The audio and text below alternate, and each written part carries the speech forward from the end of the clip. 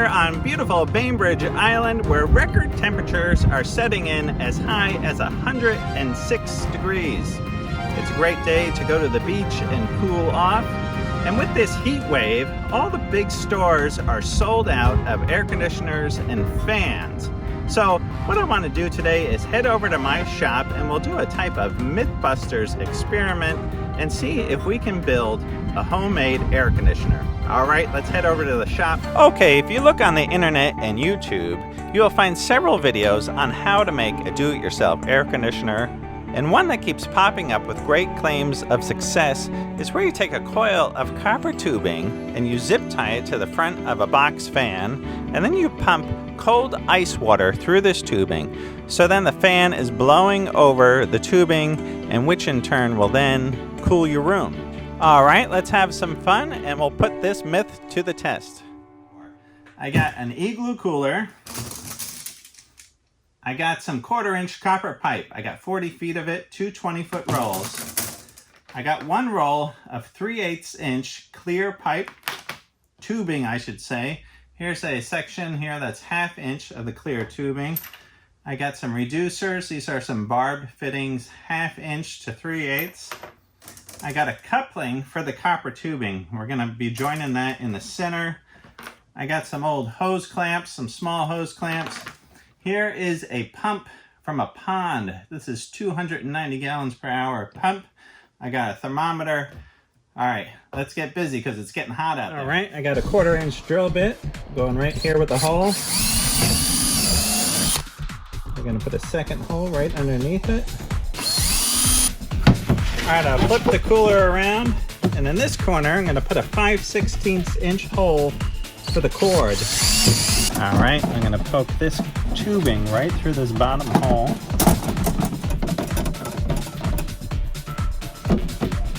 Okay, now I got the pump, and I did cut the plug end off of mine. You don't have to do that. I wanted to run mine through a hole. You could put a notch up here in the cooler.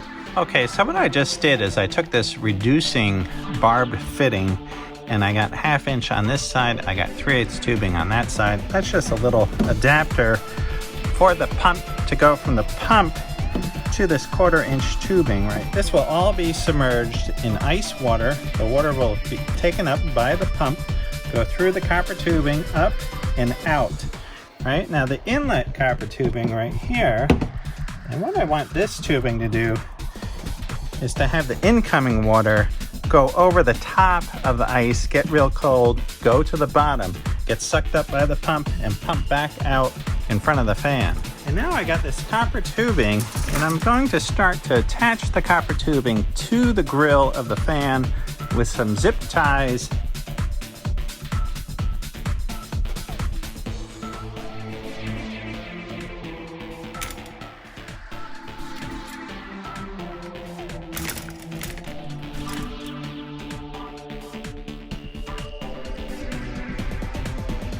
You know, this is all an experiment, a little trial and error, and I'll see how this thing works. I'm gonna go and set this up in a 4,000 square foot barn and see how fast it takes to cool that barn down. Now, I'm actually gonna set this up in a small office that I have and see if it cools down that room. And I'll give you guys some reports if this actually works, if the temperature drops, if it doesn't drop, if I'm carting this thing off to the recycle. We'll see what happens. I'll give you the truth if this thing works or it doesn't work. All right, I'm in my office, and this is where I do all my editing of videos and work on music and different things. And right here is where I have set up our new AC unit. So I got the fan running on the low with our copper coil on the front. And right here, I got a temperature probe. 43 degrees the water is inside the cooler. So let's take a look. I'll show you what we got going on in here. So I put some ice packs. I got a big block of ice. I don't have a whole lot of water in there, just enough to submerge the pump. And so the pump seems to be working great, and you can see the water running out right there and getting nice and cold as it recirculates. Okay, I tried several different methods to give this air conditioner its best possible chance, starting off with ice packs And then I went to frozen water bottles, figuring I could just rotate these in and out of my freezer that is out in the garage. And then I filled the cooler entirely with ice. I was figuring that would be the coldest I could possibly get it, and that was the coldest that I could get it. I got the water temperature down to 33 degrees. And I did also notice that holding my hand in front of the fan, the air was very cold. It did feel very good. I also noticed there was a lot of condensation building up on the coils, so I put a towel underneath the fan, and that was collecting quite a bit of water. Okay, let's take a look at the data. So I ran this contraption over the period of 3 days, Saturday, Sunday, and Monday. And if you look here at the chart, Sunday at 1 o'clock, outdoor temperature is 89, the room temperature is 81, and my water temperature is at 42. By 2 o'clock, it's up to 95 degrees outside. The room temperature has dropped to 80, water temperature is rising to 44. And then I did an ice change at 3 o'clock. The temperature outside went to 100 degrees. The room temperature stayed at 80. The water temperature was at 45. By 3:15, the temperature had risen to 101 degrees, the room temperature at 81, the water temperature dropping to 42. At 6 o'clock, I do another ice change. This is when I filled it full of just ice, right? The outdoor temperature is 97, the room temperature 83, water temperature, this is the coldest it ever was, at 33 degrees. At 7 o'clock, it's 92 degrees outside, room temperature 84, water temperature 35. At 8 o'clock at night, it's 90 outside, 83 room temperature, and 44 water temperature. All right, is this myth busted? Well, yes and no, right? There's a few things going on, and some interesting data just coming in today. This is Monday. And I have stopped circulating the ice in the cooler. I just let it run out, and now it's just circulating warm water, and the fan's blowing past the coils, right? So was it cooler in here all day yesterday? Absolutely. Was it cool sitting in front of this fan? It was great, you know, nice cold air coming off of this fan, and it just felt fabulous. Coming in from the rest of the house, it was actually quite a few degrees hotter in the rest of the house, and then I come in here, much cooler, just felt like a really nice relief.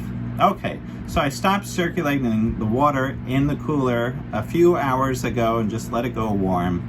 And I glance over now at my temperature, at my thermometer, and it's 92 degrees in this room compared to yesterday when it was, right, we're looking at 81. Right now, it is 103 degrees outside. It's 92 degrees in this room. Yesterday, when it was 101 degrees outside, it was 81 degrees in this room. So that is a big difference. So is it working? Well, it's doing something. Is it great? No, it's not fabulous, but it does feel really good in this room. I think one of the biggest contributing factors is that the coils in front of the fan are collecting a lot of condensation. I've been changing the towels out under the fan, right? So it's collecting a lot of water. I'm taking a lot of moisture out of the air in this room, and I'm feeling it's a lot drier in this room. It feels so much better being in this room, with no moisture in here. And I think that's a lot of the contributing factor of it being cooler in here. All right, I'm definitely no expert in thermodynamics, and obviously this system would work a lot better if there was a huge heat sink, like a geothermal heat sink or a pond that this loop would go into, rather than a loop just going into an ice chest somewhere where it could lose the heat. You know, a lot of the principles of an air conditioner is that it pulls the heat out of the room. You're not just trying to cool the hot air in the room, you're actually removing that hot air. So I started looking at some calculations of BTUs and how many BTUs it takes to melt ice. All right, bear with me here on some fuzzy math. And again, I am no expert in thermodynamics, nor am I an HVAC guy, and I'm sure they could shoot you this information right from the hip. But all right, I've got a 150 square foot room. Roughly takes about 4,000 BTUs per hour to cool. I want to get the room to 75 degrees. right? It takes 144 BTUs to change ice to water in a latent state. All right, so if the ice is at 25 degrees, to get the ice from 25 to 32, it takes 0.5 BTUs per degree to get there. So that's 3.5 BTUs, and we want to go up to 75 degrees.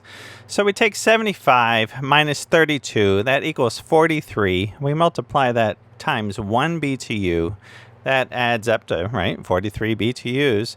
We add those all up, it's 190.5 BTUs. All right, we take 4,000 BTUs, we divide that by 190.5, calculates out to about 20.99 pounds of ice per hour. So over 8 hours, we're looking at 167.92 pounds of ice. All right, so that's a lot of ice. That means a lot bigger cooler, a lot bigger fan, much bigger coils to melt the ice that fast, right? That is a lot of ice, and right, if you lived on a pond and you were harvesting this ice in the wintertime like my grandfather's family used to do, you could have plenty of this ice. But if this ice is being made by some refrigeration unit, right, that's a lot of energy to expend. All right, I am going to call this internet igloo cooler copper coil box fan air conditioner myth plausible, because it did add some cooling benefit to my room. Would I run out and buy these parts, right? I don't think so. You know, this is probably last case scenario, if that, but it is a lot of fun to experiment and try these things out if you're anyone like me who likes to do these things in their shop. All right, I can see already that you guys are going to have a lot of fun with this one in the comments, and please do, if you're an HVAC person or a thermodynamics person and you want to weigh in and throw some calculations out there, I could see where this could be a lot of fun. Please comment, and I look forward to seeing those. You know, there's a lot of factors that haven't been taken in, like R value, whether the house is in shade or not, if there's air leaks, you know, all that kind of stuff, right? My calculations are probably way off to probably what it really needs to be. But this is a really fun experiment, and I've had fun doing this over this big Seattle heat wave. All right, I hope you guys are all doing great and you're staying nice and cool this summer and having a great time. I hope this video helps. I'll see you guys all soon. All right, right on.